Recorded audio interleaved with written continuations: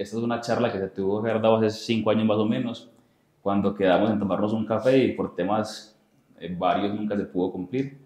La vida es así, a veces tenemos oportunidades de llevar adelante las cosas de una manera diferente. Hoy estoy muy feliz con la invitada que tengo.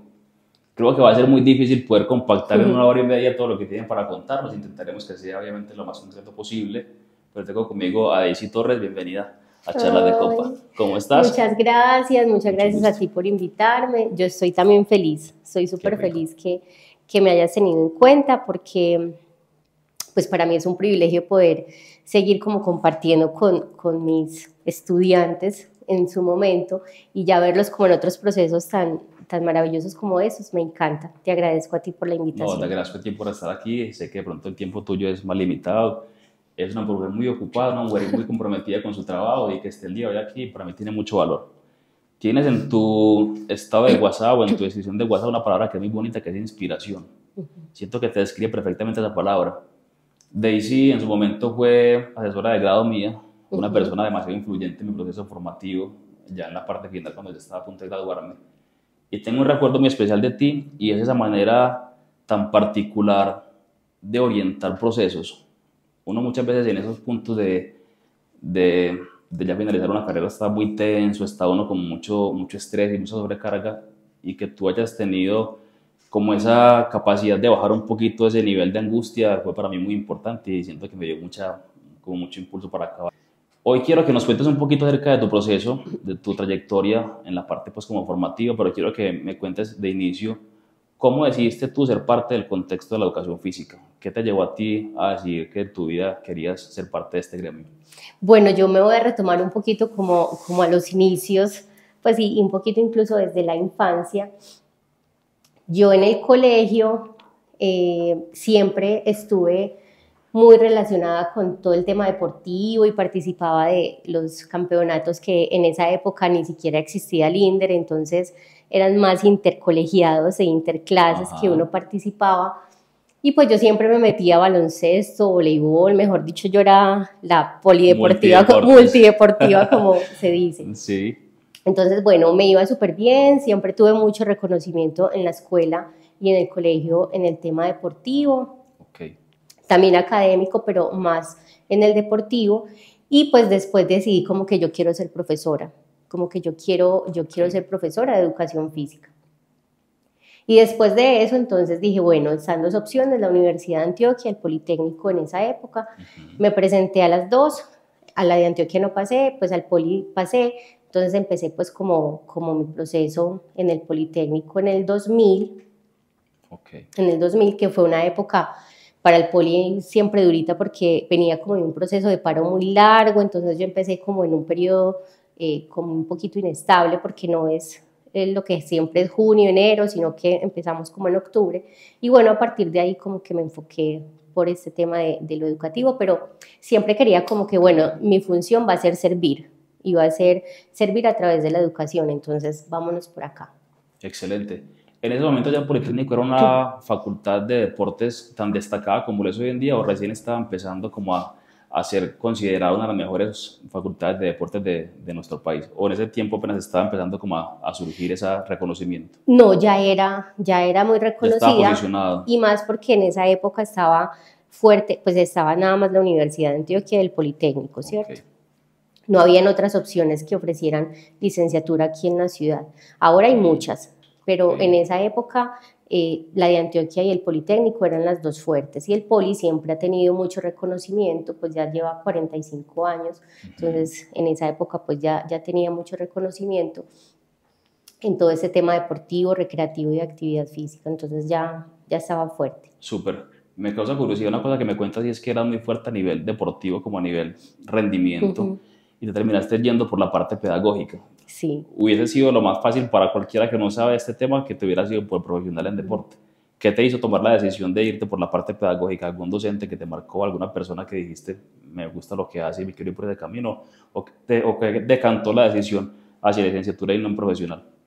Bueno, yo creo que ahí fue un tema de revisar como el pensum, saber cómo qué era lo que quería estudiar, entonces con eso era como muy juiciosa, empecé como revisando los contenidos que tenía cada una de las carreras y pues finalmente me enfoqué por la licenciatura porque tenía un enfoque un poquito más académico, pedagógico, y pues quería era enseñar realmente. En el otro era un tema más de entrenamiento, así yo fuese deportista, pues hubiese sido deportista en el colegio y en la escuela, pues digamos que no era así de súper alto rendimiento, entonces dije no, quiero más fácil enfocarme por un tema pedagógico, educativo, y por ahí es por donde me voy a ir.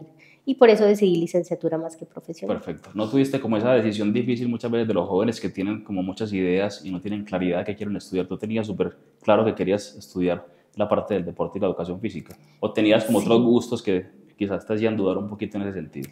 Sí, sí tenía otro gusto, y yo creo que eso en ese momento como que uno dice, ay no, tiene sentido, porque pues siempre he estado como vinculada con el tema. Okay. Yo quería estudiar arquitectura. Arquitectura. Sí, quería hacer arquitectura, y de hecho me presenté a la Nacional también. Okay. En esa época a arquitectura.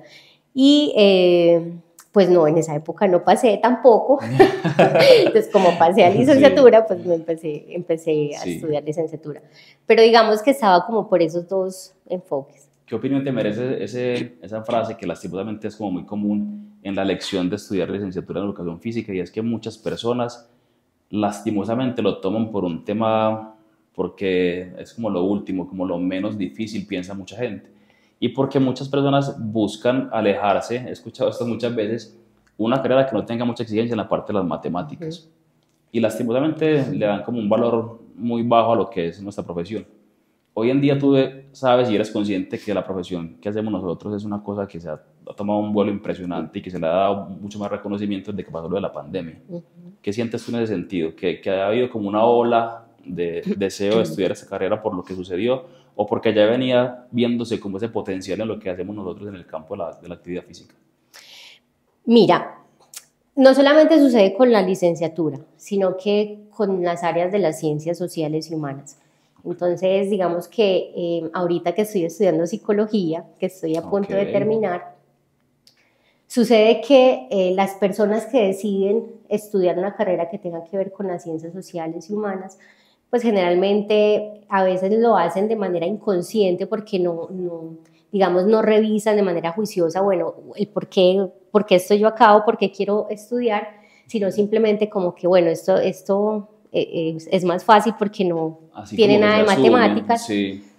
Pero sin embargo son carreras más complejas porque tocan con el sujeto, y cuando hablamos del sujeto pues tiene otros asuntos importantes que hay que tener en cuenta.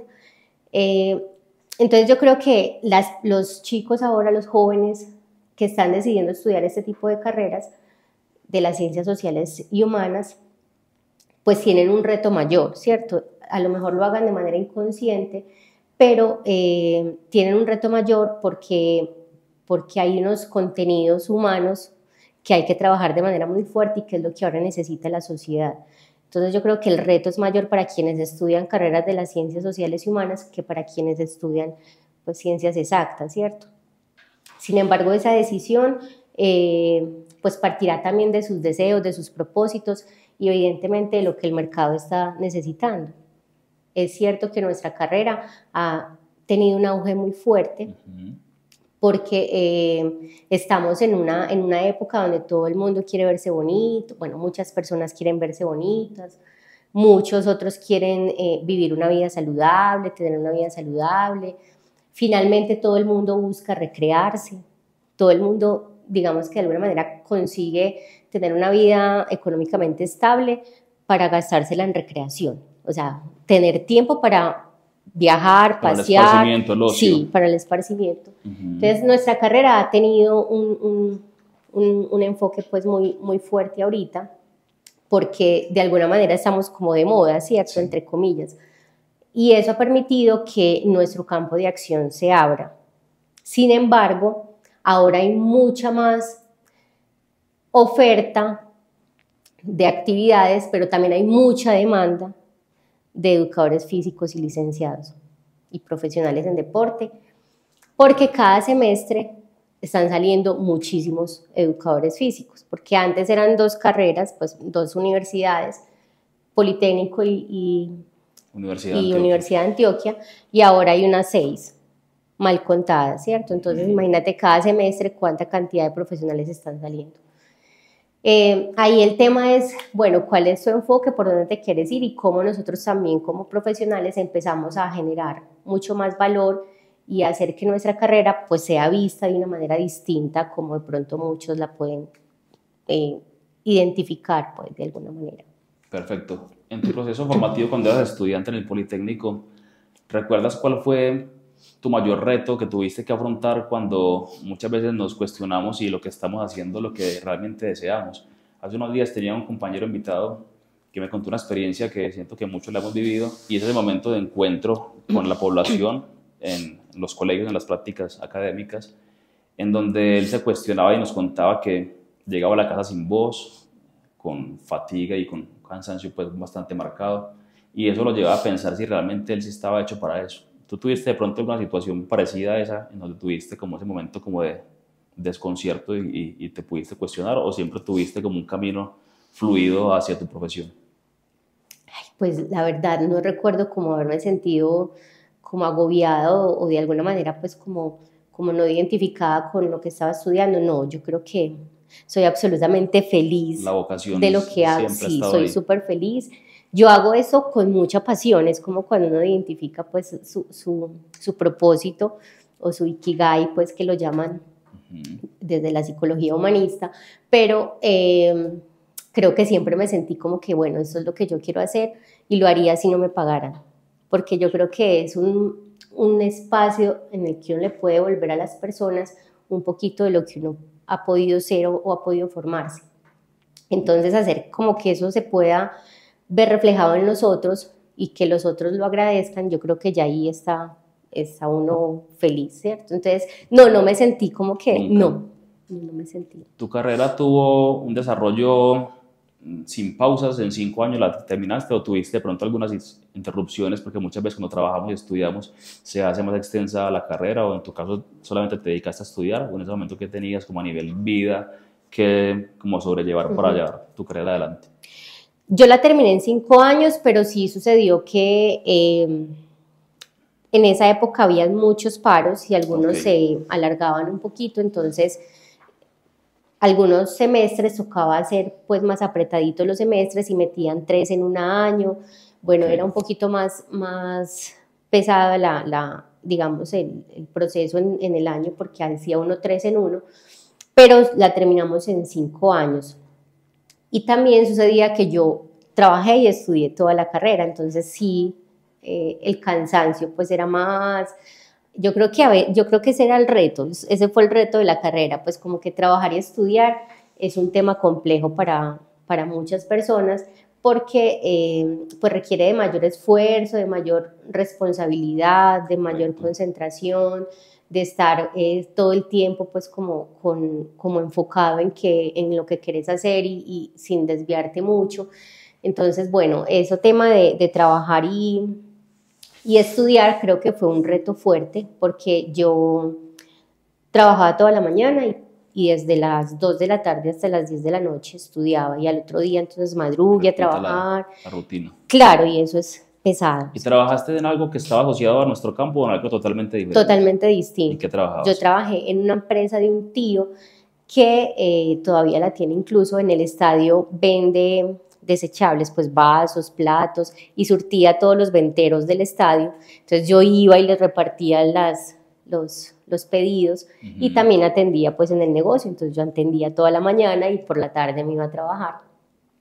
Pero era la manera de pagar la carrera, pues porque obviamente en esa época no es como ahora, pues que es matrícula gratis y no se Sí. aprovecha. Lo que Porque es ya, regalado no sí, suele aprovecharse, pues lo que porque además cuesta, sí. los chicos ahorita digamos que no le están encontrando mucho sentido a estudiar y eso pues tiene varias razones, pero antes, claro, lo que costara la matrícula uno tenía que conseguirse la plata para Costearse. estudiar. Y bueno, ese fue como un reto fuerte, ¿Tú hiciste tu ese carrera proceso. universitaria a partir de qué edad? ¿Arrancaste la universidad? ¿En cuántos años tenías? En el 2000, como unos 20, como unos, ¿qué? 19 años. ¿No tuviste como mucho 19 años. tiempo entre en grado 11 y el inicio de la universidad. No. Eso fue casi que de inmediato la conexión. Yo creo que empecé como a los 10, bueno, como medio año me quedé buscando como qué hacer y presentándome y todo, y luego empecé en el 2000 a estudiar. Quiero pasar a una siguiente etapa y es que me cuentes, porque siempre he tenido esa inquietud personal, ¿cómo te fuiste abriendo camino para luego de ser estudiante egresada convertirte en docente? Bueno, eso ¿Cómo fue ese proceso? Muy interesante porque siempre he sido muy juiciosa, como muy ordenada, muy responsable. En la universidad en esa época estaba empezando como todo el tema investigativo muy fuerte en la universidad y existían dos grupos de investigación, uno que se llama todavía COMAEFI y otro que se llama ORBE, que ya no existe. Entonces yo me metí al grupo de investigación mientras era estudiante.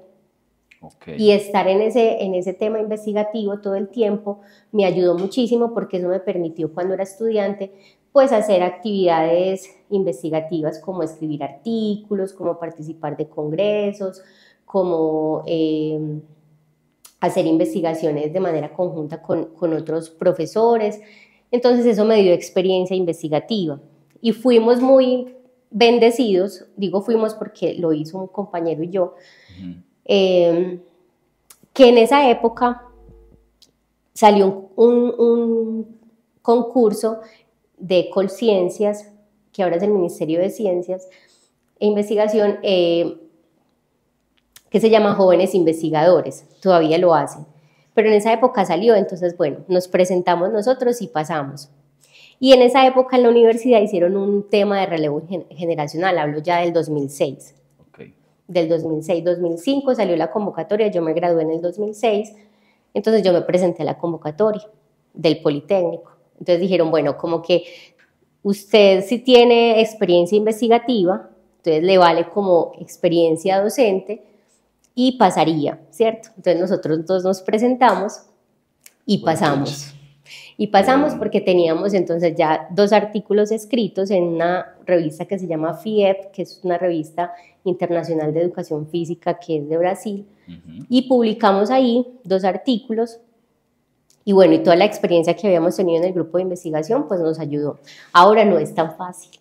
Ahora para ingresar como docente, pues hay que, pues primero tenés que tener maestría, luego pues tenés que demostrar experiencia como investigativa también, experiencia docente, en fin, ya es un poquito más complicado. Entonces en esa época como que todo era perfecto, o sea que, espectacular. Mejor dicho, tenían el camino ya listito. ¿No tuviste en ese proceso muchas particularidades?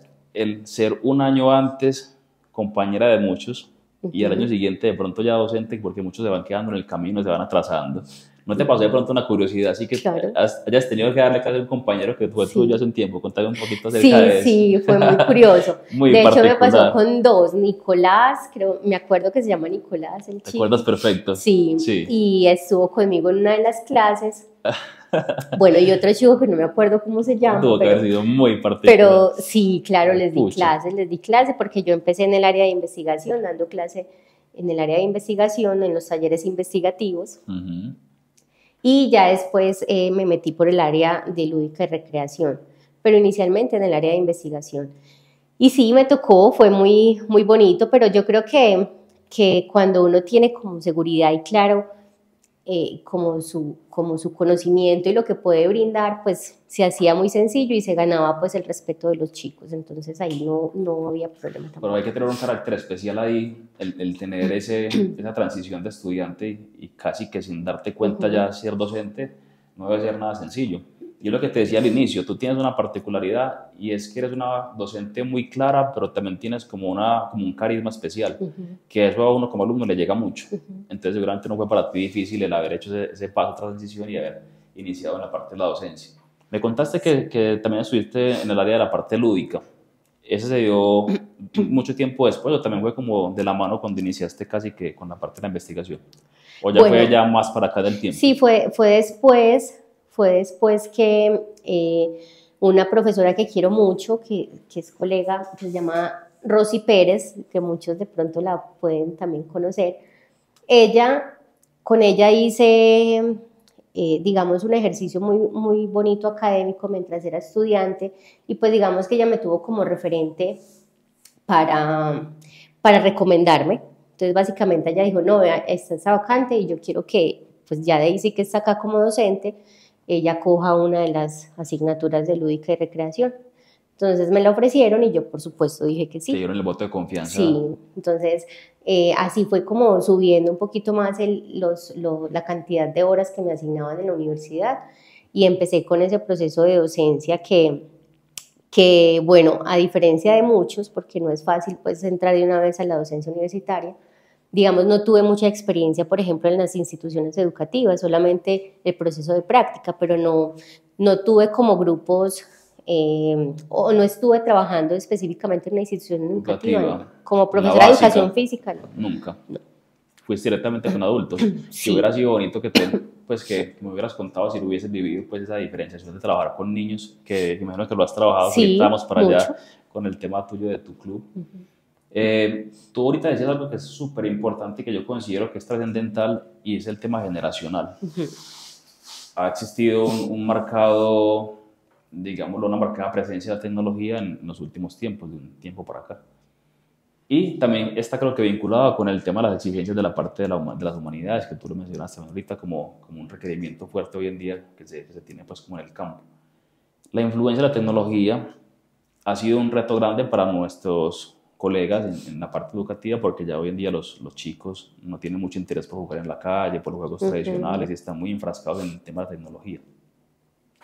¿Cómo se enfrenta desde la parte formativa y cómo se prepara a un alumno para que salga al campo a expresar lo que ha aprendido en la parte formativa y encontrarse con que en la realidad es una cosa que es difícil de llevar a cabo? ¿Cómo se prepara en ese sentido al aprendiz, al alumno? Lo que pasa es que la educación también tiene que estructurarse a medida que va pasando el tiempo. Es decir, los docentes tenemos que adaptarse, brindar información a los estudiantes. Es importante rescatar los juegos tradicionales, muy importante. Es importante rescatar, digamos, toda esa herencia que tenemos del juego en la calle, pero también es muy importante que los estudiantes sepan que deben acomodarse a las nuevas realidades, ¿cierto? Y las realidades de los niños, las niñas, los adolescentes y los jóvenes, pues es todo el tema de aparatos electrónicos y dispositivos electrónicos, y que eso es inevitable, porque pasa desde el niño hasta el adulto. Entonces es ya el reto que tenemos los docentes en cómo nos transformamos, cómo transformamos ese contenido académico para que podamos llegar al niño, podamos llegar al adulto, al adolescente, al joven, también modificando nuestras formas de enseñanza. Entonces podemos jugar con los dispositivos bien y podemos también jugar en la calle teniendo otras alternativas. Entonces yo creo que es también enseñarles ambas cosas, como que bueno, puedes enseñar eso porque es importante rescatarlo, porque tiene que ver con el movimiento, porque no podemos perder, digamos, esa tradición de jugar con aparatos no electrónicos, pero sí, también cómo podemos de alguna manera adaptarnos a estas nuevas realidades y hacer también que ellos puedan aprender a través de los juegos por red o todos estos gamers que ahorita está tan fuerte a nivel también recreativo y tecnológico, y que nosotros debemos pues estar como ahí a la vanguardia con eso también. Es que inclusive de la parte de la docencia también creo que la tecnología ha facilitado muchos también procesos también, el tema del video en el tema de tener esos elementos tecnológicos que ustedes de pronto, usted no, tú eres muy joven todavía, de pronto antes no era tan posible de contar como con eso, y es justamente como hacerse amigo de lo que va llegando. Creo que en vez de ir como en contra de la tecnología, que muchas veces también veo que la gente también como que se resiste mucho a la llegada de esto, que es una cosa que no va a cambiar y que va a estar presente a partir de ahora y cada vez más.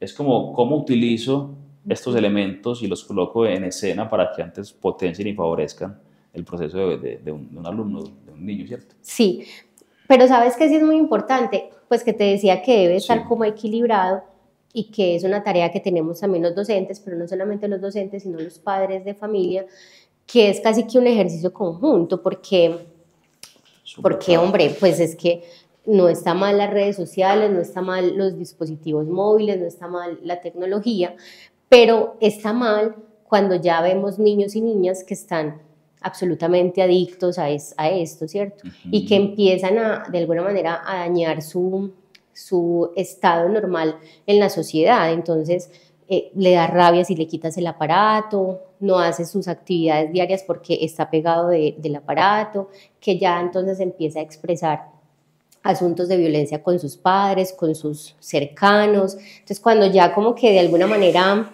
se convierte en un tema fuerte en su realidad como sujeto, pues ya hay que como que frenarlo, ¿cierto? Entonces, por eso es importante como ambas cosas. ¿Y eso qué quiere decir? Que hay que regular y hay que normatizar. Entonces, está bien que los usen, pero entonces, ¿hasta qué punto? Ya una persona adulta, pues obviamente, pues será consciente de lo que está sucediendo, pero también entonces sucede la ludopatía con ese tipo de cosas, que se convierte casi en un trastorno ya, porque no es capaz de manejar el control de estar todo el tiempo pues metido en eso. Entonces es como sopesar esas dos cosas también. Yo creo que han existido dos impactos fuertes en ese tema del uso excesivo de los dispositivos móviles y tecnológicos. Uno es de la parte del movimiento, que obviamente ha llevado hacia las casas a los jóvenes y ha evitado que vayan hacia las calles a jugar.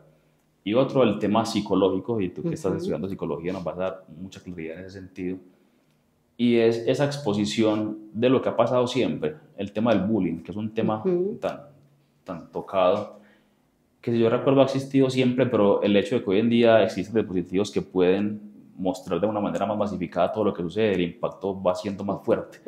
Ese deseo de ser parte de la sociedad, de sentirte perteneciente a la sociedad, de tener prototipos que los chicos quieren seguir, el ver que no están en esa misma línea que de pronto la modelo a la cual tienen como referencia o al futbolista, no sé, hay una presión social fuerte que en las redes se multiplica un montón. Y lo que tú bien decías, el rol del padre es súper importante, ¿cierto? No sé si existe de pronto algún programa, imagino que debe haber, en donde también se le oriente a los padres, porque muchas veces los padres asumen que el hijo se va hacia los colegios, a la parte pues, escolar, y que allá hacen la tarea. Y yo creo que es mucho más trascendental lo que el padre haga que lo que el docente haga. Yo creo que el docente es complemento a la labor del padre. Entonces, en ese orden de ideas, tú sientes que de pronto hace falta como una educación más hacia los padres que de pronto no están preparados y que de pronto les llega el rol de una manera sorpresiva, o que es un tema que es muy complejo de controlar. ¿Qué sientes tú en ese sentido? Es que, cuando hablan de pautas de crianza, que incluso ya no se menciona tanto pautas de crianza, sino prácticas de crianza. Prácticas de crianza. Porque es muy difícil dar una pauta. O sea, tú no le puedes decir a un papá, es que esta es la manera de criar a tus hijos. No, yo no tengo hijos, pero creo que es un rol supremamente complicado, porque cada sujeto es distinto. Entonces no puede haber una pauta solamente para los padres que así los debes educar. No existe. Pero sí un tema de prácticas de crianza, digamos que tiene que ver con una generalidad,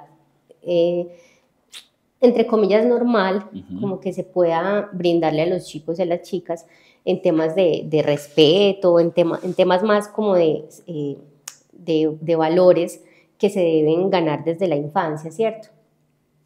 Pero me parece un tema complejo, porque es cierto que los padres necesitan un acompañamiento también en ese proceso, pero la responsabilidad, como tú lo dices, cae mucho en ellos, y que sí es importante pues que sí se apoyen de otras personas, de profesionales como psicólogos, por ejemplo, y también como educadores, que hagan esas veces de acompañar y de reforzar eso que los chicos ven, escuchan y ven en su casa, pero que también ellos lo puedan, digamos, reforzar en una institución educativa o en otro contexto donde estén.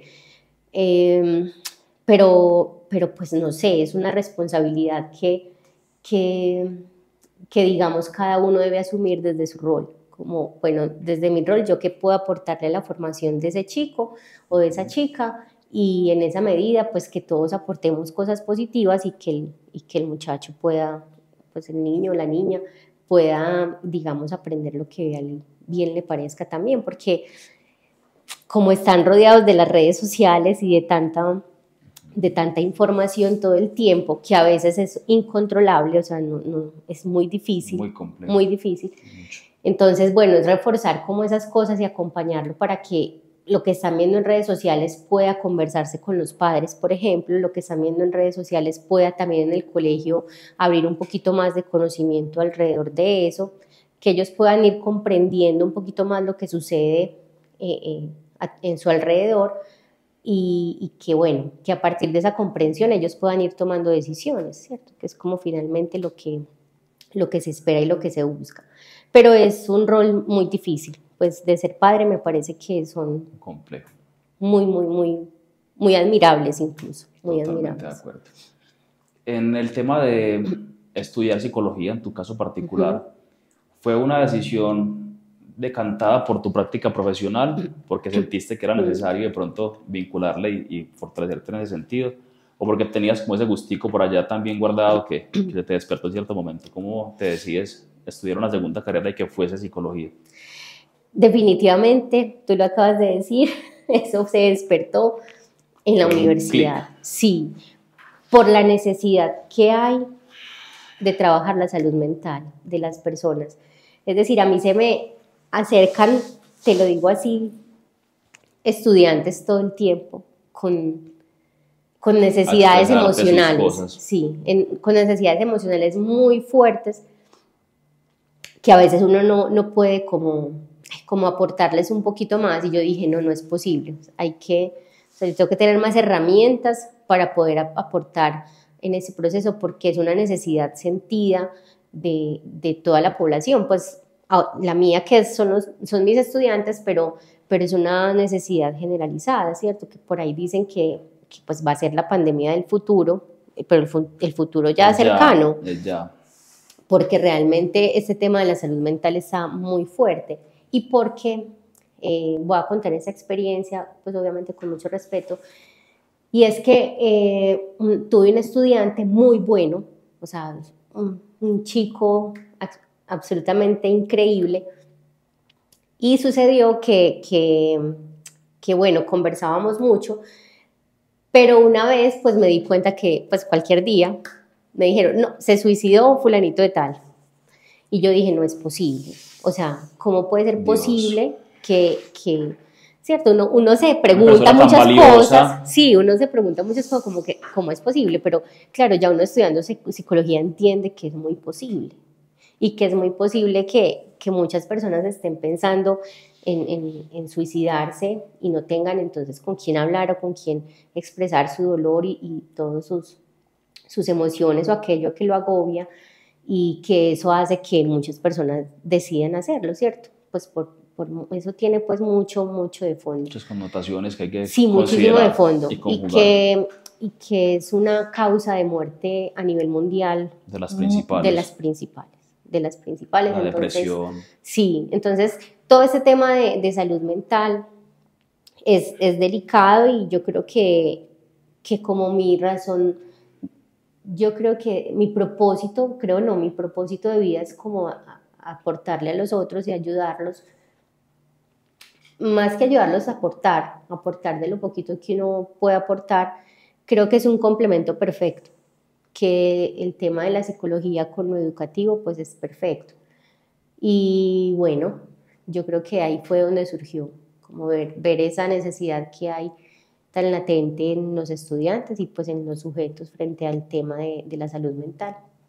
Cuando uno trabaja con personas, con las humanidades, nos pasa a los entrenadores que tenemos contacto directo, constante con las personas, sienten mucha afinidad con uno y se van abriendo y van sintiendo la confianza de contar todas sus intimidades, sus situaciones, que quizás no hablan con nadie.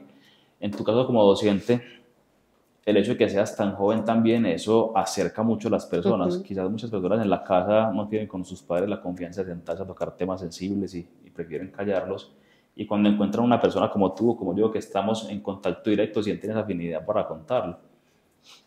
Hace unos días hablábamos de que uno como entrenador muchas veces cumple con mucho respeto, pues o la gente cree que uno cumple esas necesidades de psicólogo, de médico, de fisioterapeuta, de nutricionista, y trato yo en mi caso particular de ser con eso muy respetuoso, como no, yo soy licenciado y te puedo aportar en este campo, en esta área, pero para eso requiere una persona profesional en el campo. Eso imagino que también te jugó a ti profesionalmente, quizá no tener las bases y la formación académica para sentarte a hablar con alguien y sentiste esa necesidad y eso fue lo que decantó finalmente. ¿Qué te Absolutamente. queda para acabar la carrera? ¿Cuándo nos graduamos Un año, un año. de psicología? Ya Un un año. añito nomás, ya un añito. Súper. ¿Tienes también pensado abrirte puertas en ese campo también de terapias Sí, y de en montar de clínica. pronto una atención, Ujú. digámoslo, presencial y personalizada con algunas personas? Sí, Como parte de tu proyecto también. sí, sí tengo eso en mi mente, pero solamente sí, psicología clínica, yo creo que ese va a ser el enfoque.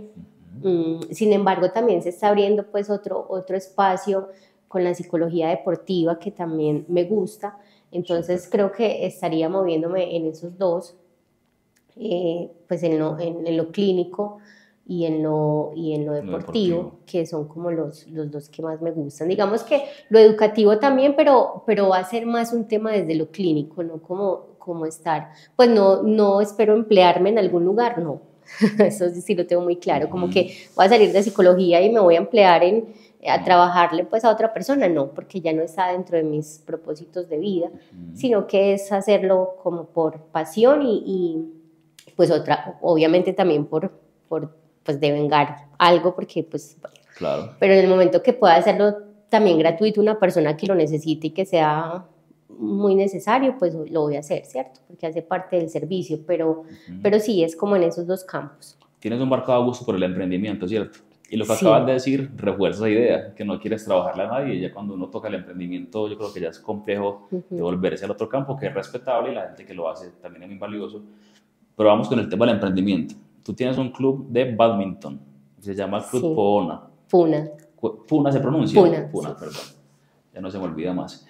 El badminton es un deporte que no es tan popular en nuestro territorio y por eso quiero que nos cuentes rápidamente a todos los que están viendo este capítulo, este episodio, en síntesis, qué es el badminton, cómo se juega, cuáles son como las particularidades de este deporte.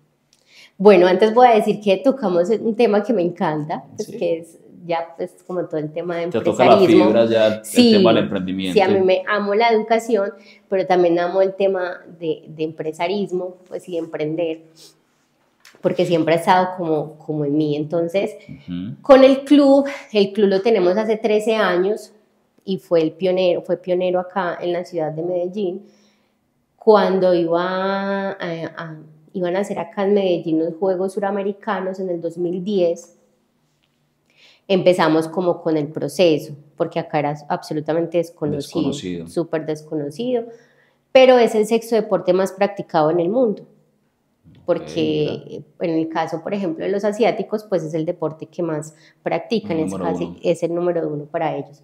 Okay. Es un deporte que se practica con una raqueta, con un volante, muy conocido para muchos, incluso muchas personas, digamos, más adultas, eso era lo que le regalaban de Navidad los papás, le daban las Para raquetas, que se los divirtieran un volanticos, para ratico. que ellos se recrearan.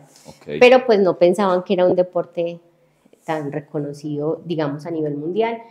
Y bueno, se juega muy parecido digamos, unas instalaciones muy parecidas a los deportes de raqueta, como al tenis, por ejemplo. Y, y no es un deporte costoso, pero sí es un deporte que requiere unas condiciones de espacio importantes y por eso no es posible masificarlo como tanto como otros deportes, porque pues el volante con el viento es muy difícil de manejarlo, entonces se necesita un espacio cerrado, se necesita buena altura. El volante, que para que te interrumpa, para que la gente le quede claridad, hace las veces como de la pelota en el tenis. Exacto. El elemento que se desplaza y que se golpea con la raqueta se llama volante. Sí, se llama volante. Okay. Se juega una raqueta y con un volante de plumas o sintético y ya la malla y la cancha pues que tiene unas medidas específicas. Correcto. Y listo, es un deporte supremamente sabroso, es un deporte que encarreta a las personas y el club ha sido como ese espacio donde nosotros podemos recibir pues a muchos niños, a muchas niñas, pero también a muchos jóvenes, también a muchos adultos, incluso tenemos grupos de adultos y bueno, también como brindar otra posibilidad de deportes alternativos como a las personas, no solamente los que ya conocemos, sino que ya esto se convirtió pues en una posibilidad para pues para las personas. ¿Y este club nace como resultado de algún trabajo de grado que muchas veces pasa con eso en nuestro campo, o de repente también dijiste deseamos iniciar con esto? No fue como que te tocó de pronto desarrollar un trabajo de grado y te fuiste por esa línea, sino que fue una cosa que surgió después. Sí, surgió después. Ok.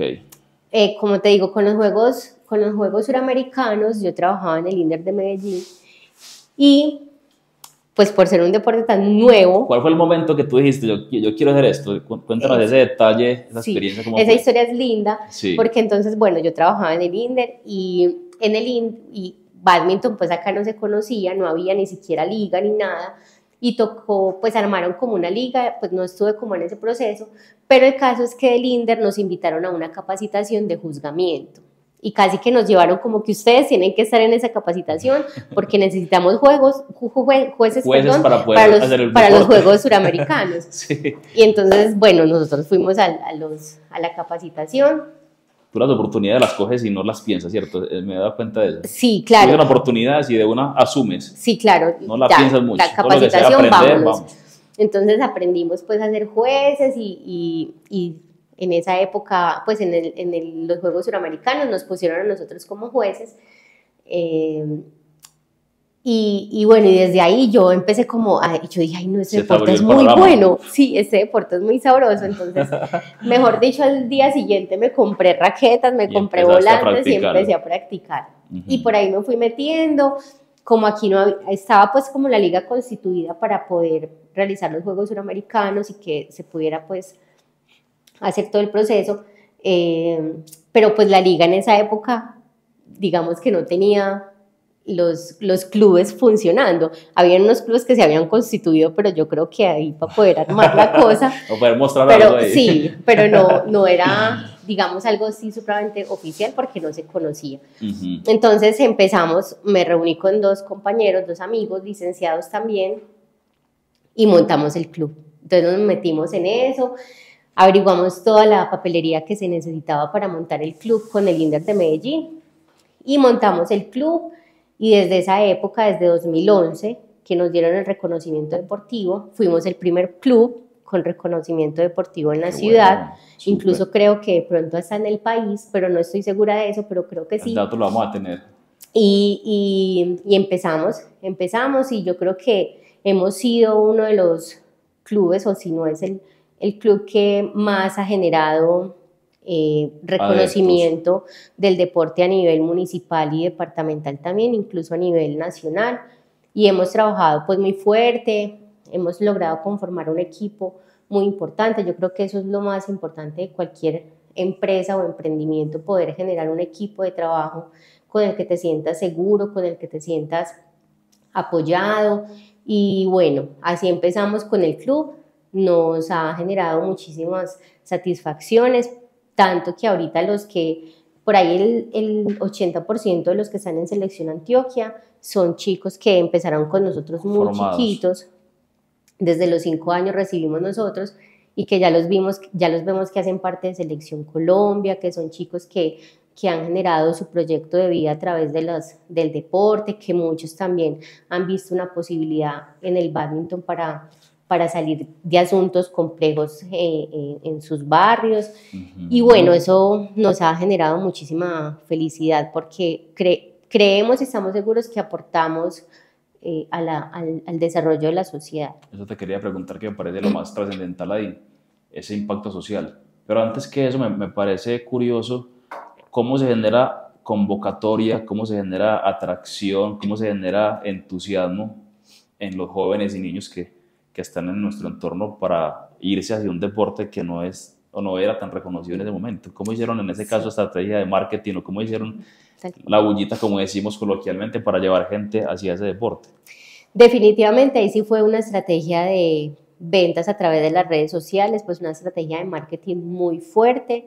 Nos asesoramos, pagamos por eso un dinero importante y a partir de ahí empezamos a vender a través de las redes sociales, a que la gente nos conociera a través de las redes sociales, y esa fue la estrategia más potente que empezó a generar los resultados y a que las personas conocieran y fueran a nuestro club.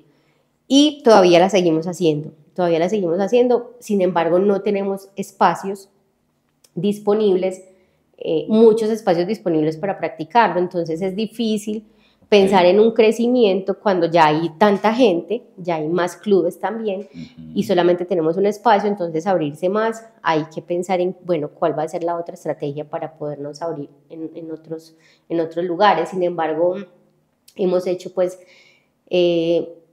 convenios con EAFID, estuvimos un tiempo antes de la pandemia, en fin, eso fue todo un proceso muy bonito. Cuando vino la pandemia casi cerramos, pero no cerramos, sino pues cerramos el tiempo que estuvo la pandemia, pero luego retomamos. Y ya retomar pues se hace más difícil porque obviamente mucha gente se fue. Se pierde el entusiasmo, sí, quizás también de algunos. Claro, pero definitivamente las redes sociales con la estrategia de marketing, eso fue lo que nos ayudó. Eso es un gran consejo para todos los que tienen ahorita pensado emprender. Las redes sociales, como lo hablamos ahorita, la tecnología bien utilizada es una cosa demasiado potente. Hicieron, creo que, una doble misión, que era primero hacer conocer el deporte, primero que tenían como esa doble misión. Primero es, ¿qué es esto? Que la gente sepa, porque de pronto no conocían mucho, y aparte vincularlos al club de ustedes, tuvo que ser una misión muy bonita. Hoy en día, entonces, tienen ya deportistas en el alto rendimiento, por decirlo así, reconocidos, han tenido logros deportivos importantes. Sí. Cuéntanos de pronto, a nivel institucional, qué han logrado conseguir hasta ahorita y qué deportistas han destacado del club de ustedes. Bueno, como club, nosotros antes de la pandemia teníamos 300 deportistas inscritos en el club, que para hacer un deporte individual es mucha gente. Después de la pandemia sí se nos bajó muchísimo, entonces ahorita que estamos retomando tenemos alrededor de 150 deportistas. Sin embargo, como el proceso lo empezamos, somos muy fuertes en todo el proceso de iniciación y formación deportiva, es en lo que más nos concentramos. Nuestro enfoque en el club es básicamente la iniciación y la formación deportiva. Recibimos adultos, pero son grupos más de deporte recreativo. Pero con los chicos tenemos un proceso y una metodología de entrenamiento supremamente bien construida. Bien. Incluso los profes que tenemos fueron alumnos míos, 3 de ellos licenciados, y ha sido supremamente potente como el proceso que llevamos con los niños y las niñas. Tanto así pues que ahorita tenemos en Selección Antioquia unos 10 deportistas que empezaron con nosotros y crecieron con nosotros. Hablo de la selección élite de mayores, y uno de ellos hace parte de la selección Colombia, que se llama Miguel Quirama, y Miguel Quirama es un chico supremamente fuerte. A nivel, digamos, suramericano se han conseguido medallas importantes de segundo puesto y se han conseguido medallas pues que solamente el segundo puesto ya es un logro, porque Colombia todavía no es muy fuerte, o sea, no es potencia suramericana ni centroamericana, porque hay países muy fuertes que llevan muchos años. Incluso el mismo Guatemala tiene deportistas olímpicos pues reconocidos.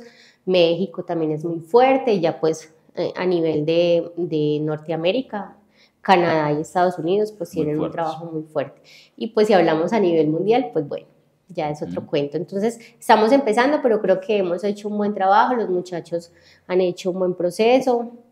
El apoyo de entidades, pues como en este caso, como Inder Medellín e Indeportes Antioquia, también ha sido importante porque ellos tienen algunos programas de apoyo, entonces los chicos también se benefician de esos apoyos, y eso es importante para ellos, porque digamos que le meten un poquito más de esfuerzo. Y ahorita que vamos a los nacionales, esperamos ganar los nacionales. Claro que sí. Que es ahorita en noviembre, y somos potencia. Antioquia es potencia a nivel nacional en este momento, somos los campeones actuales de las válidas de este año, y esperamos ganar los Juegos Nacionales ahorita. Que así sea, en noviembre. Ojalá que sí. Tú mencionabas ahorita la parte de trabajar por pasión o hacer las cosas por pasión, que inclusive uno puede trabajar sin que le paguen, porque la pasión está muy inmersa ahí. En este caso del club de badminton de ustedes, ¿cuál es la filosofía o cuál es el propósito de base que tiene la creación de este club tan bonito? Y ese impacto social, digámoslo, ¿qué resultados ha traído? ¿Tienen de pronto alguna experiencia con alguna persona que haya tenido un cambio en su vida a partir de la práctica de este deporte y que haya tenido otra trascendencia desde que empezó con ustedes en el club. Sí, muchos. O sea, tengo muchos. Cuéntanos sí, dos de ellos, pues. Muchísimos, porque además pues uno cree que, por ejemplo, todo el tema de cambio social se hace solamente con las personas que tienen recursos económicos más limitados, y mentiras, que hay otro aporte social a personas que tienen unas condiciones de vida mejores, pero que necesitan esto, o porque no se socializan, o porque tienen alguna dificultad familiar, o porque son ensimismados, o porque no quieren salir, en fin, por tantas dificultades que uno cree que solamente el aporte social se hace porque es una persona de bajos recursos o vulnerable. Okay. Y no, pues en sí todos somos vulnerables, pero pues hay unos más que otros, pero hemos aportado a eso. Tuvimos un caso de una niña que ella estudiaba pues en un colegio muy prestigioso de la ciudad, y la mamá la llevó a bádminton porque pues la chica no socializaba con nadie, era súper tímida, ella motrizmente pues nada que ver, en fin, o sea, un caso difícil, un caso que uno dice como que, ay, esta chica hay que sí. Y con el proceso que tenemos, porque digamos que el valor que nosotros damos en el club es que ayudamos a que el niño mejore su concentración, pues la concentración, la agilidad y se me olvidó el otro, concentración, agilidad y atención, concentración y agilidad. Entonces esos tres elementos son los que nosotros sacamos en las redes sociales y vendemos, ¿cierto? Entonces cuando a la persona le llega como esa información, entonces dice, bueno, si yo necesito que mi niño sea concentrado, pero también necesito que mi niño tenga atención, es que mi niño es muy desatento, pero también necesito que mi niño sea ágil.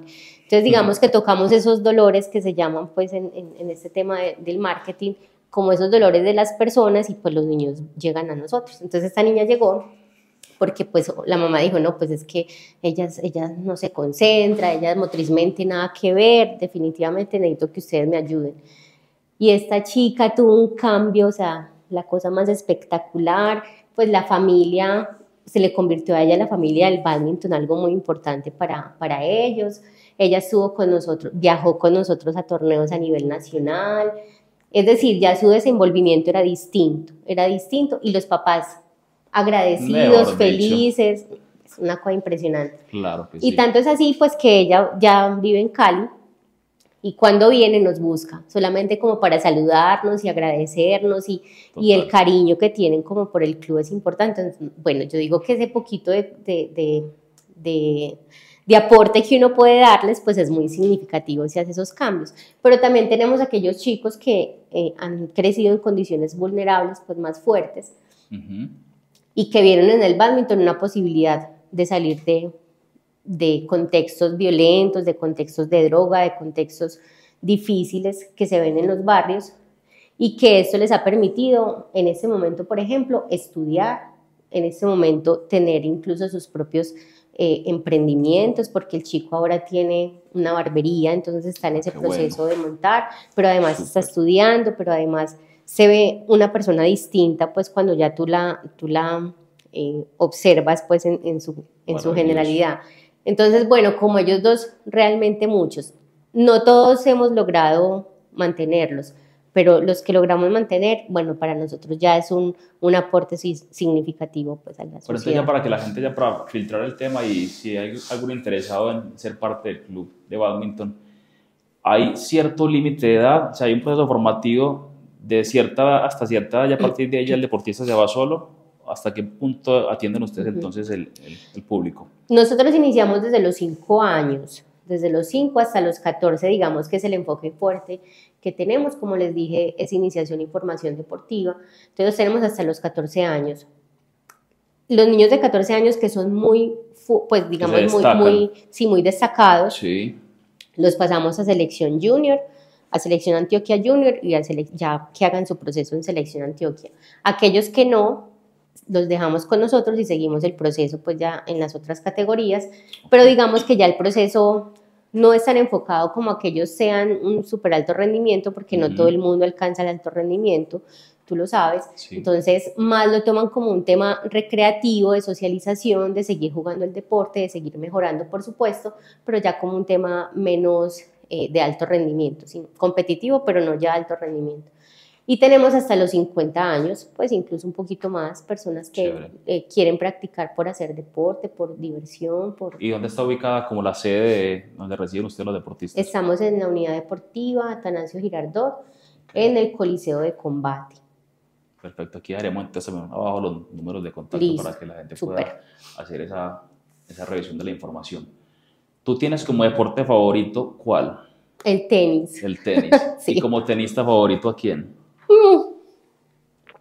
Ay, Dios mío. Argumenta la respuesta. Yo soy así hincha, pues ¿cuál sur?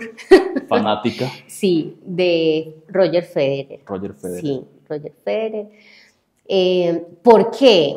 Pues realmente porque fue el que empecé a ver como más, como en mi época, así más fuerte, cuando eso Djokovic no estaba tan fuerte y nada le estaba como empezando, entonces digamos que Federer fue el que empezó primero que ellos dos, y bueno, me encantó porque me parece un hombre, a pesar de que tuvo que pasar como por todo su proceso y que antes era un deportista pues emocionalmente inmaduro, y bueno, cuando empezó, luego el hombre es un ejemplo para cualquier deportista por su forma de estar en el campo, por su forma de juego, por todo lo que hay, pues por todo su conjunto como deportista. Me parece que es ejemplo para muchos tenistas, pues tanto así que es admirado, ¿cierto? Y que para muchos siempre va a ser el mejor deportista de todos los tiempos en el tenis.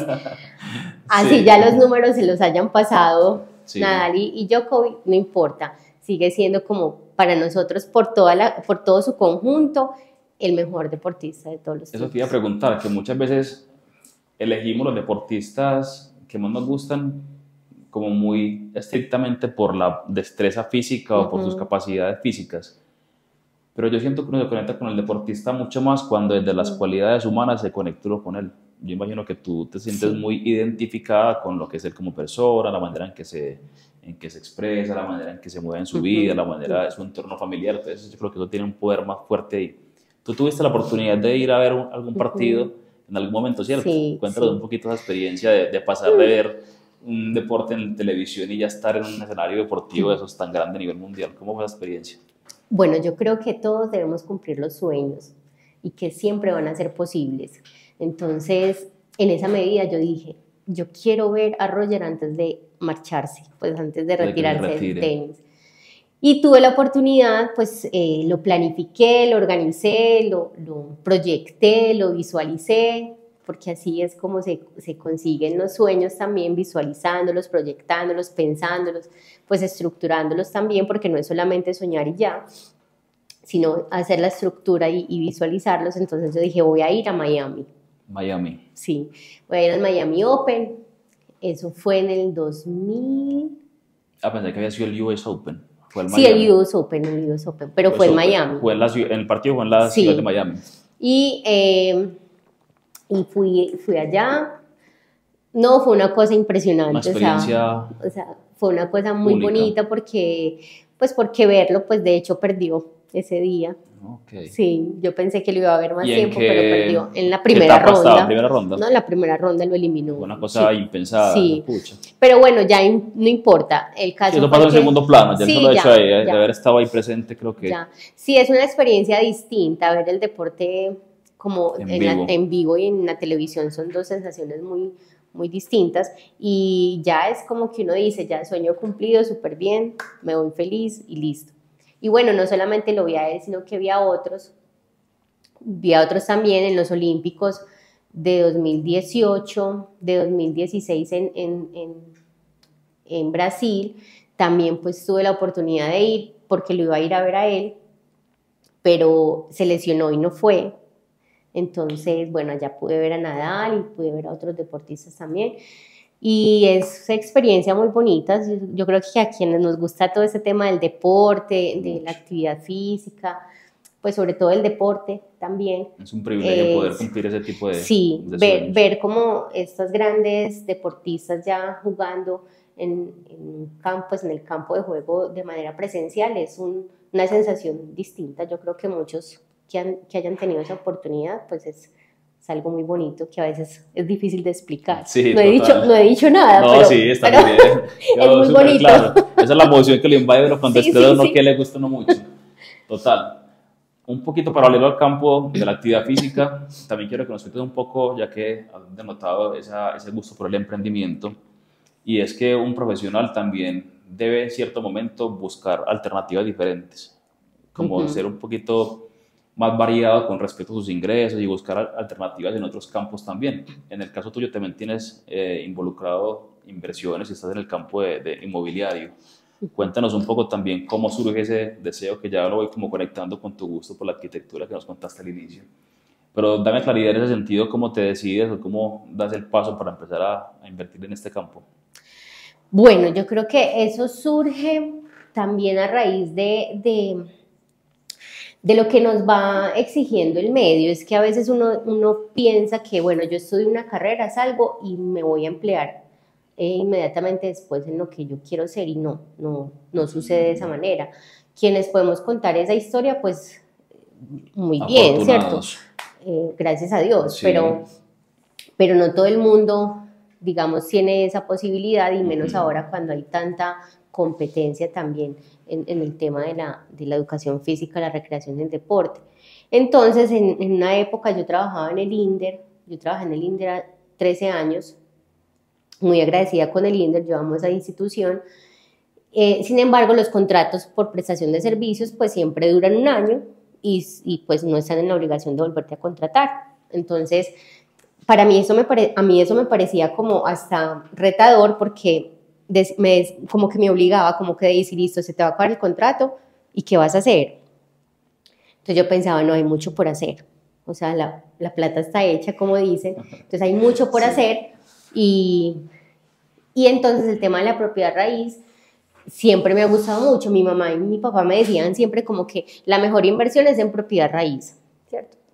Digamos que de pronto no tenían una justificación muy consciente, pero era algo muy, muy lógico, y que, digamos, no es un misterio, pues, Sí, la gente sabe que es una inversión segura, ¿cierto? Que pueden pasar cosas, sí, pero es muy segura. Entonces yo dije, no, hay que empezar a invertir, y empezamos entonces a invertir junto con mi esposo en la propiedad raíz. Compramos nuestra primera casa como en el 2010, pero yo creo que esa iniciativa surgió como de, bueno, ¿qué más podemos hacer si no nos vamos a emplear como educadores físicos? ¿Qué más podríamos hacer que nos genere una tranquilidad financiera, ¿cierto?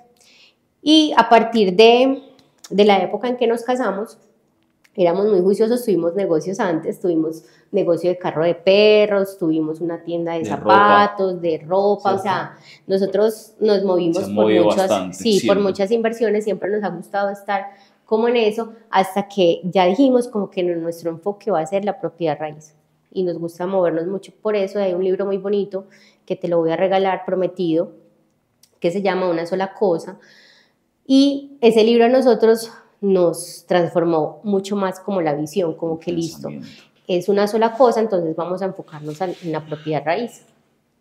Y empezamos y compramos nuestra primera propiedad, y a partir de ahí ya como ¿Para que... inversión? ¿Primera propiedad para inversión o para habitarla ustedes? La habitamos nosotros, pero sí era pensada en Pensando en inversión. Porque la compramos, imagínate que compramos la casa, y era una casa, un primer piso, muy, muy feíta, pues no estaba terminada ni nada, y nosotros dijimos, no, nos metemos acá y construimos 2 pisos más. O sea, inmediatamente pensamos como que la remodelamos y le damos. El potencial era el aire. Claro, era el aire. Entonces acabamos de construir el primer piso, muy bonito para nosotros habitar, y las otras 2 casas, y bueno, esa fue nuestra primera inversión. Pasaron pues unos sucesos incómodos, nos tuvimos que ir de ahí, pero las casas pues las vendimos y demás, una historia pues ahí muy larga. Pero luego compramos otra, un apartaestudio por San Juan, bueno, y así estuvimos como invirtiendo, hasta que llegó la pandemia. Y en la pandemia habíamos comprado unos lotes también por esa época, y cuando llegó la pandemia nosotros como que, bueno, no, sin trabajo mi esposo se quedó sin trabajo porque él también trabajaba en el INDER, entonces él como que y pues teníamos el club y Oscar también estaba en el club, pero entonces como que bueno, y entonces yo qué más voy a hacer, ¿cierto? Como que pensamos, no, pues ahí tenemos los lotes, pues hagamos algo con eso. Y empezamos con el desarrollo de esos lotes y pues te digo que a partir de ahí ha sido una experiencia súper potente porque nos volvimos desarrolladores inmobiliarios y, y pues ese trabajo en equipo ha sido fundamental, o sea, ha sido supremamente poderoso. Y no hablo del trabajo en equipo ahorita que somos desarrolladores inmobiliarios, sino de siempre. Eso ha permitido que nosotros hayamos podido tener patrimonio, hayamos podido tener ahorros y poder invertir de manera conjunta, porque obviamente pues no es sencillo, ¿cierto? Hay que tener primero como, bueno, inteligencia también de qué hacer y cómo invertir, pero también entonces de dónde se pueden sacar los recursos. Sin embargo, nosotros construimos un edificio sin plata. Nuestro primer edificio fue construido sin plata. ¿Que cómo así? Claro, ¿cómo así que sin plata? Trayendo inversionistas. Claro, pero nosotros no pusimos un peso. Nosotros no pusimos un peso. Entonces, bueno, encontramos un modelo que es multifamily y a partir de ese modelo nosotros empezamos a desarrollar como nuestro proyecto en el mundo de lo inmobiliario. Y ahorita pues estamos muy contentos porque hemos podido generar una estrategia pues empresarial, pues ya tenemos nuestra empresa, sí, exitosa y muy potente para nosotros, además que nos gusta también y nos apasiona. Súper, pero yo imagino que para llegar a ese punto tuvo que haber un proceso formativo y de aprendizaje del tema, porque no solo tener el dinero para invertir, sino que hay que tener obviamente una formación y un aprendizaje que imagino que también lo pudieron vivir. Tocas algo muy importante que es el trabajo en equipo y el trabajo en equipo en pareja. Yo te quiero preguntar, ¿cómo se conserva la relación personal con tu pareja siendo socios? Que muchas veces cuando se vinculan negocios a las parejas o las familias suelen haber diferencias, falta de afinidad en ciertas decisiones y demás, y eso termina afectando la relación de pareja. En tu caso, con tu esposo, ¿cómo han podido en el tiempo ser socios y pareja al tiempo y que la armonía siga siendo la que uno desea? Mira, ve, nosotros vamos a sacar un libro que se llama Una sola cuenta. Primicia, acá tenemos primicia. Sí, que ya está próximo, esperamos sacarlo este año. Qué bien. Que se llama Una sola cuenta. Y nosotros ahí contamos como nuestra experiencia. Entonces, en el libro contamos que definitivamente el éxito para nosotros de la relación ha sido en un 80% manejar las finanzas de manera conjunta. O sea, ha sido supremamente fundamental, es lo más importante, porque nosotros en los años que llevamos de casados, que son bastantes, llevamos 15 años, nosotros no hemos tenido una sola dificultad que tenga que ver con el dinero. Desde lo financiero. Pues nunca. Siempre ha estado muy claro ese tema. Supremamente claro. ¿Pero por qué? Porque él lo conoce y yo lo conozco de manera abierta. Es decir, yo no manejo mi dinero de manera independiente y él no maneja su dinero de manera independiente.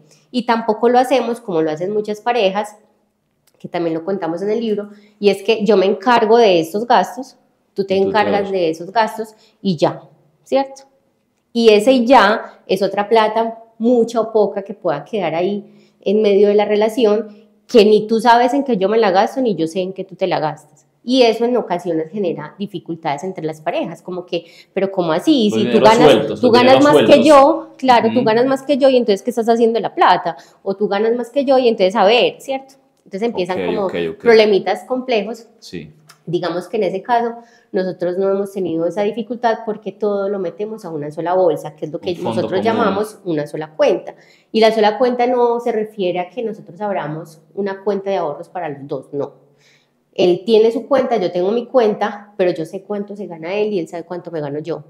Él sabe todo lo que me entra a mí y yo sé todo lo que le entra a él. Y lo que sale también. Absolutamente, absolutamente, porque tenemos una estrategia de manejo los ítems en los que el dinero se distribuye. Sí, tenemos una estrategia de manejo del dinero muy, muy importante, pues que la contamos también en el libro, que pues obviamente ahí se hacen solamente recomendaciones, pero que a nosotros nos ha servido muchísimo. Y ese trabajo en equipo desde lo financiero ha generado que nosotros podamos tener patrimonio, que podamos tener ahorros, muy importante, y que con esos ahorros nosotros podamos seguir invirtiendo en lo que llamamos ahorro de fondo de libertad financiera o ahorro FLF, que es ahorro de fondo de libertad financiera. Y con ese ahorro de fondo de libertad financiera, ¿qué hacemos nosotros? ¿Invertir en qué? En propiedad. Entonces sabemos que ese ahorro es exclusivo para propiedad raíz. Es para propiedad raíz y para seguir potencializando como la empresa, ¿cierto?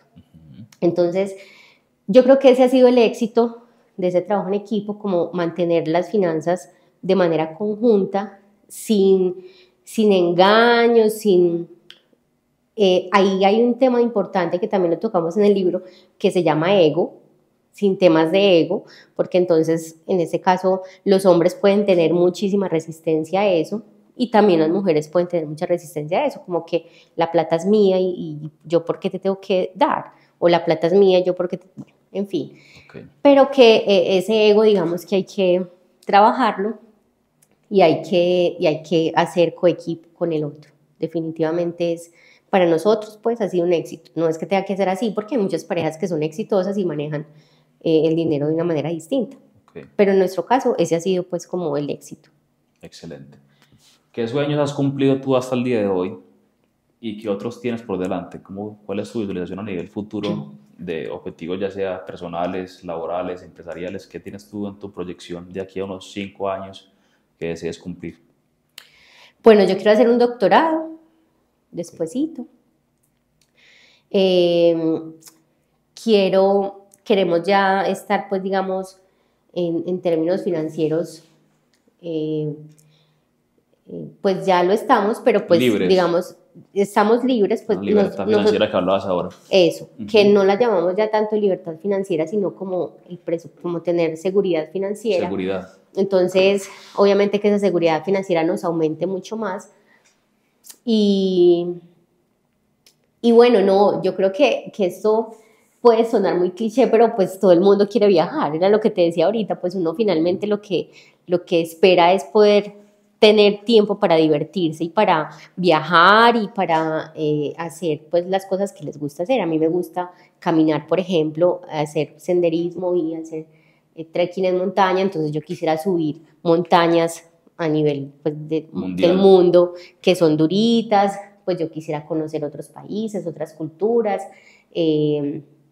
quisiéramos tener entonces la empresa así supremamente consolidada, el club muy, muy grande y muy potente. Bueno, no, pues son como deseos que de pronto uno tiene, pero a veces trato de pensar como más en el ahora. Corto plazo, ¿cierto? No irte mucho futuro. Sí, más como en el ahora, y que bueno, obviamente planificando un futuro también, pero más así, más pensando como en lo que hoy podemos hacer, porque pues no sabemos cuánto vamos a estar, pero por ahora, digamos, en el corto plazo, yo creo que es más seguir fortaleciendo pues lo que hasta ahora tenemos y bueno, ir con lo que nos vaya mostrando la vida. Con respecto al tema de inversiones y con la situación país, que ha sido una situación que ha desencajado y que ha desestabilizado a muchas personas, ¿no han considerado frenar las inversiones, esperar un poco de especulación, de pronto pensar en irse hacia otro país? En este caso no han pensado en la situación, como esa angustia que provoca el tema del gobierno. Sí la hemos pensado, claro que la hemos pensado. Sin embargo, como tú dijiste ahorita, nosotros nos hemos capacitado mucho y hemos invertido dinero en capacitaciones con gente muy exitosa, con empresarios muy exitosos del mundo de lo inmobiliario, de los bienes raíces. Y también eso nos ha enseñado que las dificultades es donde más se sacan como los buenos resultados. Sí, como los buenos resultados. Entonces, eso pues se tiene que pensar y obviamente ahorita, por ejemplo, el mercado de los bienes raíces está, en el caso de Medellín, por ejemplo, muy costoso, está costoso construir porque, bueno, la inflación ahí afectó los precios, pues comprar apartamentos no está barato para quienes compran, por ejemplo, pues nosotros no es nuestra modalidad, no es un modelo de negocio. Pero sí, claro, es algo que hay que pensar, es algo que hay que estudiar bien para quienes les gusta invertir en bienes raíces, pues saber dónde se meten y cómo, pero no pensamos como en huir. Yo le creo mucho a Colombia, yo creo que estamos en un país maravilloso y que tiene muchas oportunidades, que efectivamente muchas dificultades tenemos, pero que nosotros los que vivimos y habitamos en nuestro país, pues somos los invitados también como a, bueno, ¿qué vamos a aportar para que nuestro país siga siendo reconocido a nivel mundial, ¿cierto? Y que Claro. eso ha generado tantos turistas y que ahora ese tema pues, tanto turista que tenemos, que ahorita lo llaman la gentrificación, pues ha aumentado el precio de la vivienda, pues precisamente porque tenemos más personas que nos visitan. Ha valorizado. Y que se han querido quedar en nuestra ciudad y que se han querido quedar en nuestro país. Entonces yo creo que, bueno, es mirar como, bueno, cuáles son eso que nos está mostrando el mercado, cómo nos cuidamos también, no cometemos pues errores o evitamos cometerlos y pues nos informamos bien de en qué podemos invertir y en qué no, y cómo podemos mover, como en este caso, las finanzas o las inversiones. Pero yo le sigo creyendo a Colombia, yo creo que acá podemos hacer muy buena vida y muy buena inversión. Súper. ¿Tienes algún otro emprendimiento que nos quieras compartir o hasta ahora es como tu portafolio en lo que Sí. te mueves en este momento? Eso es lo que La tenemos docencia, en el momento. tienen el tema de las inversiones en bienes raíces, el club de badminton y ahorita con el tema de la psicología también estás empezando Exactamente. ¿Algo más para hacer? Que tengas por ahí en la lista de No, pendientes, yo creo que a nivel profesional por lo menos. Como te digo que ya como el enfoque ya lo tenemos claro y a veces no está tan bueno uno abrirse tanto porque... Tanto. Porque es Se a pierde veces el rumbo muy, un poquito. sí, muy complejo. Yo, por ejemplo, específicamente yo, como soy tan ordenada, como con todo, pues soy capaz de responderle a varias cosas, pero a veces no es recomendable, de hecho no es recomendable, ¿cierto? Por eso el tema del enfoque. Entonces ahorita yo soy la presidenta de la Liga Antioqueña de Badminton, pero digamos que son roles que uno asume, pero que te quitan tiempo, que te quitan esfuerzo, que es más un tema pues como de satisfacción emocional pues que económica, porque ahí uno no tiene ningún dinero que recibe. Pero entonces, por ejemplo, todo ese tipo de cositas, yo sí quiero ir soltándolas, claro, y estar como más livianita. Más ligera de cargas. La docencia la voy a hacer hasta que ya diga que me aburrí. Ajá. Pero sí, ahorita con el tema de la psicología estamos empezando un proyecto muy interesante con unas amigas y el tema de la propiedad raíz pues va a estar, ¿cierto? Va a estar ahí. Yo creo que con eso nosotros hacemos otras inversiones, pues otras no, hacemos otra inversión paralela al desarrollo inmobiliario, pero esa es más pues en bolsa, pues es un tema que es diferente, pero no así pues como tan fuerte, ¿no? Yo creo que está muy asociada como la productividad a las etapas de la vida que tenemos, ¿cierto? Quiero que sea como el mensaje que le dejemos ya a la gente para ir cerrando. Que tú lo mencionabas como esa dualidad entre hacer de todo y aprovechar que estoy en etapa productiva para capitalizarme, para generar patrimonio o enfocarme. Siento que tiene como ambas cosas válidas según el momento de la vida de cada persona. Exactamente. Tú en este momento, entonces, ¿qué le puedes decir a la gente que tiene este deseo por salir adelante, por tener éxito, por ser emprendedores, empresarios? ¿Cuál es más o menos la hoja de ruta, sin que sea una fórmula obviamente exacta, que todos trabajamos diferente y nos vemos diferente, pero más o menos como una recomendación de hasta qué momento enfócate en darle a muchas cosas, céntrate y a partir de ahí disfruta? ¿Qué nos podría entonces como contar según tu experiencia también personal? Bueno, yo creo que lo más importante es que las personas definan un propósito. O sea, primero, que encuentren como su propósito de vida. Cuando ya tengan claridad de cuál va a ser su propósito de vida, pues obviamente para poder hacerlo realidad o llevarlo a cabo, pues van a suceder otras cosas alrededor que van a necesitar para poder llevarlo a cabo, ¿cierto? Pero que esas otras cosas que sucedan no les quite el tiempo ni no les quite la concentración de lo que realmente quieren. Del foco. Del foco, exactamente. Del focus. Exactamente. Que no les quite ese focus porque puede suceder que cuando se pierde el foco, cuando se pierde el propósito, pues te lleva a otro lado que te va a hacer una persona infeliz. Te va a ser una persona como que no, o sea, no estoy en lo que yo quiero hacer en mi vida. No te encuentras, no te sientes. Sí, que es tan difícil, Sí. Entonces yo creo que primero es encontrar el propósito, que no es fácil. Encontrar un propósito no es fácil. Eso es lo más complicado, es como el sentido de vida, ¿cierto? Total. Es como encontrar ese sentido de vida. Y que bueno, pues obviamente tú puedes trabajar en algunas cosas para adquirir dinero, para capitalizarte, bueno, pero pues tampoco recomiendo que sean muchas cosas, porque en la medida en que uno se enfoca en una sola cosa, puedes hallarla en un mes, en 2 meses, o sea, puedes ensayarla más fácil porque toda tu energía, todo lo que tú eres va a estar enfocado en eso, entonces es más fácil sacarla rápido del estadio. Mientras que tú estás en otras cosas, pues tienes menos concentración, menos motivación, menos dedicación para esa cosa que realmente quieres. Entonces, bueno, lo que les recomiendo es que encuentren su propósito y que a partir de ese foco empiecen a trabajar, que eviten, pero no es obligatorio, pues no tiene que ser así, pero que sí eviten hacerle caso a muchas cosas, porque eso va a quitar tiempo, va a quitar energía y pues a veces también va a hacer que se pierda el foco. Súper. Eso ha sido un privilegio para mí tenerte conmigo acá. Este momento lo tenía visualizado desde que empecé con este proyecto. Justamente lo que ella nos acaba de contar con su experiencia es lo que deseamos en este canal. Esa parte inspiracional, motivacional, que las personas vean que sí es posible. Imagino que arrancaste desde abajo y te fuiste haciendo tu camino con esfuerzo, con dedicación, con foco, con motivación, con dedicación, dejando las excusas de lado. Y hoy en día puedes tener una vida cómoda, que puedes seguir obviamente mejorando con el tiempo, pero que finalmente ese propósito es lo que te está impulsando a que día a día tires hacia adelante. Y aparte de eso, estás llevando de la mano contigo un montón de personas. Yo hace unos días veía en tu red social un chico que se graduó hace unos días y te puso un mensaje muy bonito con el cual me sentí muy identificado y me dolió en el tiempo. Y es esa gente que te impacta, que te deja huella.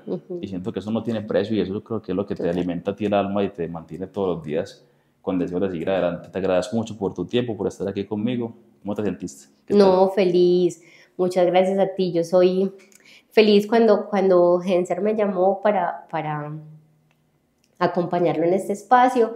Pues primero me dio mucha emoción como de volverlo a encontrar porque él es de esos estudiantes como que uno dice, este muchacho tiene con qué, ¿cierto?